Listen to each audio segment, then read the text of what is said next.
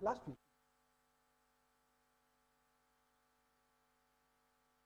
on your image, your flagship program on public relations.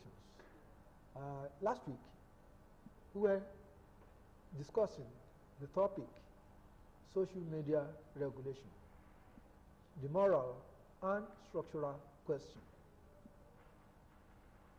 Our gentlemen and, our lady and gentlemen have done a good job discussing, dissecting this topic last week. And we were made to know that social media place is vital in this modern world.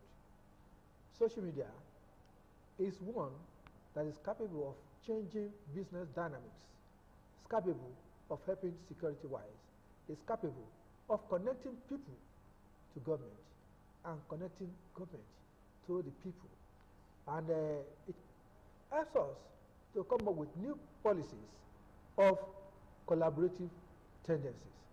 So this week, we are moving to the next stage on the discussion, and that is the structural question on the social media regulation. As we had moral responsibility of ensuring that we communicate positively, progressively, and positively, we also want to look at structural issues, the structural question. Let me start with AROWOJOLU. When you look at, of course, when you look at the issue of structures, how is it helping the social media to operate? Okay, if I understand what you mean, let's not forget that there are constitutional rules for the media. And the one that is most, very profound is the one that assigns the watchdog role to the media. The media is the fourth estate of the realm. It should hold the government accountable to the people. That is where we have problem in Africa generally and many third world countries. You recall what happened in Sri Lanka. It cannot, the contribution of social media to the social change that has taken place in that place is enormous. The media should hold the government accountable to the people, but in our climate, what our governments everywhere, what they want is to just do what they like, to do what they think for the people. It's not supposed to be like that. I want you to consider the structures that will help social media to operate normally in the society. So, how do you see them? I want to understand you very well, because when the government is talking about regulation, you are looking at imposing a set of rules. And there will be country representative here, there will be this and that. Let me tell you, the government should realize by now that the social media is a potent weapon in their hand to communicate with their people. I think the long years of military that we have has made government to do things in a unitary fashion. Say, the government has done this, the government has done that. Let's now take it that all of us belong to the media, one way or the other. I don't have a platform. I don't write for, in a way. One day, I was driving towards Shim, and one village, very sleepy village, not more than like 10 houses. I just stumbled on Idowu Ofaro. I saw 100 trailers entering into that. So I entered, I drove, and I started counting. They carried a lot of things that they wanted to offload in a particular company. I said, what is happening here? And the people that are in those trailers, you know, they have motorboys. They are not Yoruba-speaking people. Maybe per trailer, you have like 4 people. It made news to me. And I wrote it quickly, put it on my Facebook. It generated a lot of, but what have the security people done? Later we found out that that place, there is a bomb-making factory. It should concern us. Who are those involved? What about the implications, the consequence of what they are doing there? The environmental impact assessment. Is government generating even taxes from there? The people in the village don't know nothing. There are, you know, potential problems. Well, I have raised that alarm, but who knows what has been done. So, the social media is a combination of several platforms. Many of them, you and I may not even know. So, that's, let me stop. Thank you very much. Thank you very much. JAMIU, when we refer to the structural question, I want you to look at it from the angle that what mechanism do we need to have in place by government, by companies, by communities, maybe international organizations and security outfits that can engender a plausible and positive social media operation in a particular place. So there have been different models throughout the world, and Nigeria is not an exception, where mechanisms are being put in place to ensure responsible use of the social media, whether by the social media platforms, which you call a community standard. They have their community standard, or the government that believes in legal approach to addressing the challenges associated with the irresponsible use of the social media, or the non-governmental organizations like a fact-checking organization that believes that non-legal means is the way out, and the citizens that want the freedom to be there. And we also been having international discussion. I was in Oslo last month to discuss this issue. Fact-checking organizations around the world gathered to discuss how to bring about responsible use of the social media. And I have the privilege of having conversation with platforms from Facebook, Twitter, TikTok, and YouTube, where they analyze how they've been using their community standard to regulate social media. So let me pick it up from there, from the platforms. When we talk about platforms here, we are talking about Facebook, owners of Twitter, owners of TikTok, owners of LinkedIn, owners of YouTube. They have what we call community standard, and that you must use social media responsibly. That if you violate the social media community standard, then you are going to either, the content that you promote on Facebook is going to be reduced, the visibility will be reduced, or it will be deleted, or your account can even be suspended. We've had situations where account holders that promote content that are injurious, irrespective of class, that are being flagged down.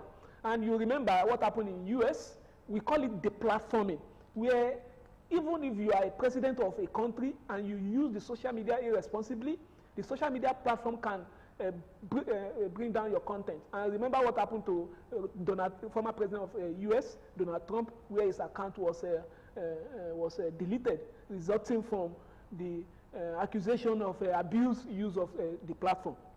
In Nigeria also, you know what happened where the president of Nigeria, the Twitter issue and the repercussion among others that happened. That's how these social media platforms are doing, what they are doing to ensure sanity on their social. But there are issues here. One, there are issues, the social media platform are in dilemma in between whether to ensure freedom of expression, and the other one is to bring sanity on the platform. Because when you are trying to regulate or caution people from saying what they post on social media, then it causes issue with freedom of expression. And there's one challenge with the policy of the social media platform. What in academics we call it tyranny of the majority. There are certain content that might not be injurious, but if you have a lot of people complaining about that content, then the social media platform will bring it down. Even if there's a deliberate effort to report a particular content that is not even in violation of any standard, the social media will bring it down. That's one challenge. The other challenge is the social media platform are abusing their privilege, because we have Cambridge Analytica, for example, where they sell data of users for economic, for political gains. And remember what happened in Cambridge, Cambridge Analytica. Okay. So as a result of it, issue of regulation from the platform itself is not enough. Advocacy has been that social media platform cannot alone regulate that social media. There should be multi-stakeholder regulation. That's for social media platform. The second one is issue of government. Government believes in legal regulation. That's why I said anyone, there was a joke then that anyone that was caught spreading false information on social media platform will be subjected to capital punishment. And people laugh at it. That's overkill. What government is doing mostly is looking at the problem without looking at the cause of the problem. And this is where issue of research will come in. Any regulation should come from the point of knowledge. To what extent do we understand the abuse of this social media? To what extent can it be controlled? We have information, misinformation and disinformation. Disinformation is when you spread information with the intention of causing harm. Misinformation is when you spread information without the intention of causing harm. So government should understand this. It's not everything that you just throw up law and say we punish. We have cybercrime law. There's another one, code of conduct already. We have defamation law. All this law are even enough. What we just need is just to twinkle with them. So legal regulation is not the solution. What non-governmental organizations are now doing, mechanism that they are suggesting, is media literacy. The strength and stakeholdership. Yes. Relations. Media literacy, where every citizen will be informed about how to spot false information, how to frustrate the effort of the provisions of the disinformation in such a way that when you find anything on social media, you have a critical mind. You develop the critical mind of the citizen. And as a result of it, whatever danger false information on social media will create, it will reduce it to the barest minimum. This is a mechanism that is working throughout the world. And all governments in Nigeria should explore it to the issue of media literacy, verification, developing the critical minds of the citizens. Good advice. Thank you so much. You are very, very engaged. The Provost, College of Security Management, NSCDC. I looked at your outfit as a government organ that is also responsible for ensuring adequate security and also prompting government on how to move the nation forward security-wise. How and what is the collaborative approach to curbing insecurity between your organization and other agencies, communities and the like? Thank you. You are coming to the part security should play. Yes. In collaboration with all other agencies that matters in security matters. Yep. Yes, like you know, security is for all. Everyone, right from the grassroots to the uniform persons, to the constitution, all are working towards making possible the security of environment. But the problem we're having now is, one, when we are talking about regulating this media, you know, when we are talking about self-regulating, community regulating, we're having the constitution regulating. But the challenge comes for us to collaborate. It is a very possible thing. But the problem we're having these days is, one, everybody is now fighting for their own self-indiscipline. Let me use that language. Reason is that the medians are looking for a way of filling their purse. The government is looking for a way of making sure that the society... Talking about revenue generation? Or what? Filling the purse. Filling the purse? Yes, filling their purse, because everybody is, because of what the society is all about, everybody is looking for ways to make money. And because of this, they are penetrating them in the way some people that are perpetrating want it. Some people will commit, and because they don't want it to be out in that form, they try to do things, and even all these medians, the problem of regulating it and the problem why security are still very scared about this is that at times when the media are supposed to push out some good things because of some... But I think there's a synergy, there's a collaborative work because you have your people in the communities, yes, in the states, yes, and and even guiding some of these organizations. Is there no way that vital information are communicated that will enhance effective security in those areas? There are ways. One of the ways is the media. Okay, like I am in the office now. If there's anything that happens that I attended to, maybe I've investigated, I've done everything. The only way by which the public can know the effect of what has happened is through the media. It's not possible for me to carry microphone and start announcing what is happening. Okay. But media we have to take on. But with the media, because of, like, he said something that there are some people that are regular. There are some people that are just coming in just to make sure that they blow and for them to know, to be known or whatever. So if at all, if they are carrying it on regular something, those people, those bloggers, some people that just want to see how they blow themselves, they may be doing it in order to at least sort out something from the head. And these things are causing a lot of problems in the society.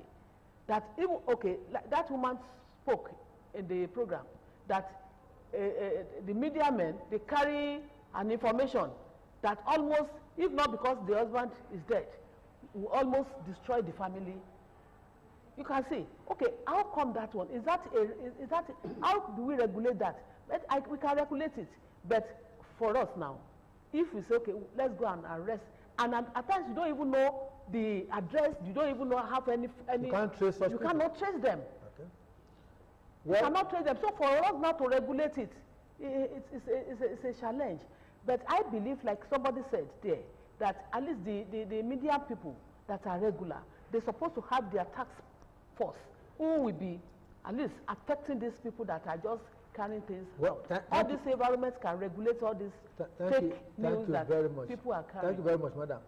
I believe that it's not the media alone that's at fault here. Even the community people that are at fault. That's right. The community people, when you report at times, you know, the community, the fear is there that maybe they can come back at them. The government too, they will be maybe at times saying that maybe these things are supposed not to be reported now because they need to keep it a while so that the big men in the society too will be saying, don't open my secret, let's do it, and then shock them with something. And with this, the media people too are trying to be a little bit diplomatic in releasing some news that thank you very much. That the public want to hear about. So thank you very much. I know. Ayo, I want to let us look contemporary now. We have dealt so much about issues that are happening in our climate. you could see that social media is helping good governance in some foreign countries. The issue of a WikiLeaks is there. The issue of insurrection in some countries, maybe US, is there. And you see social media revealing, and when thorough investigations are carried out, you see that facts will emerge, and then we can be able to track down culprits who have been involved in certain nefarious activities. How do you compare that development to what is happening in Nigeria? Well, in Nigeria, the media has tried very largely, even the social media.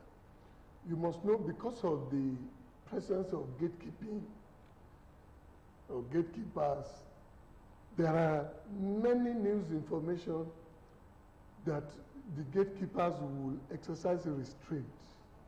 And you see, timeliness is of essence.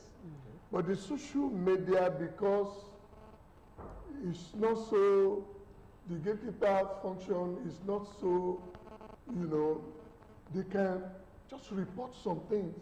At the end of the day, they are helpful, and the security work on it. I want to also say that the media is also a reflection of the society that we have found ourselves.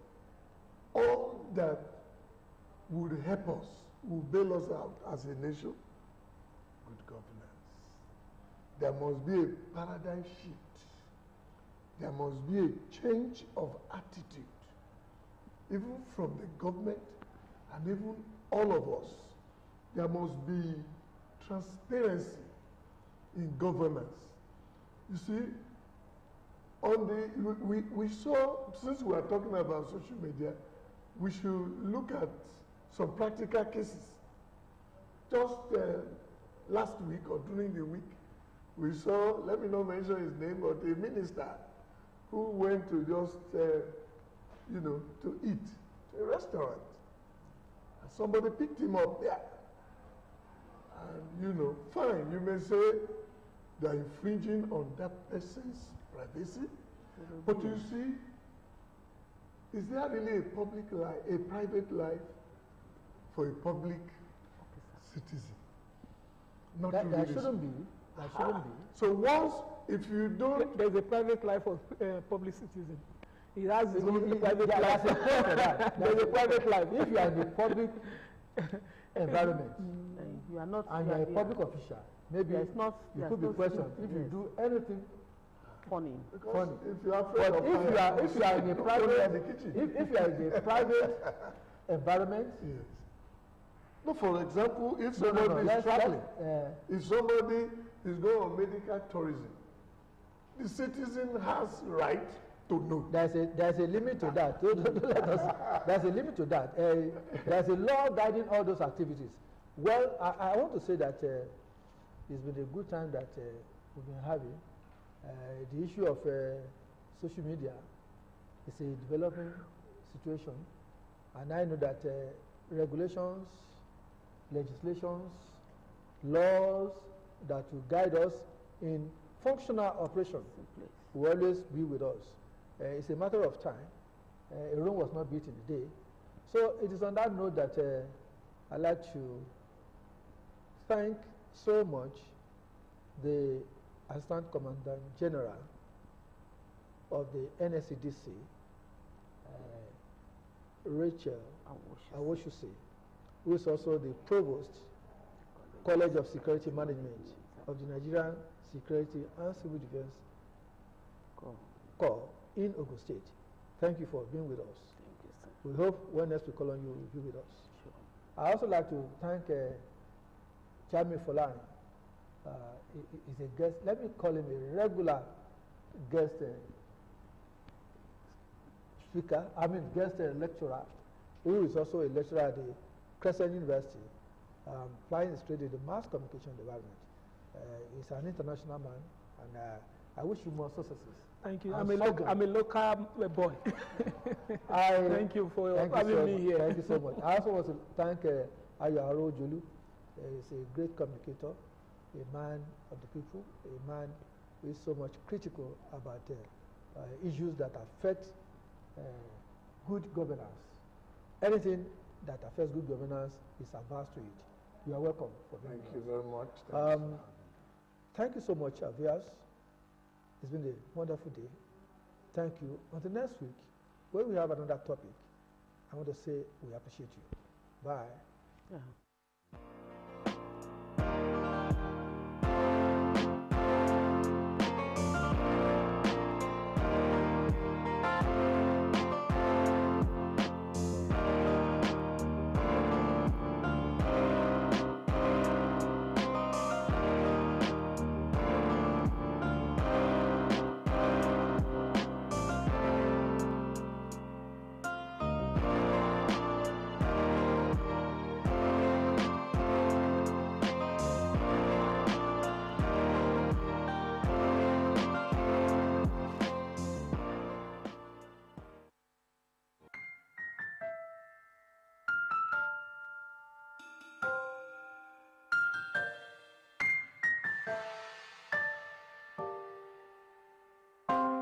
Hi, my name is Yomi Kasali.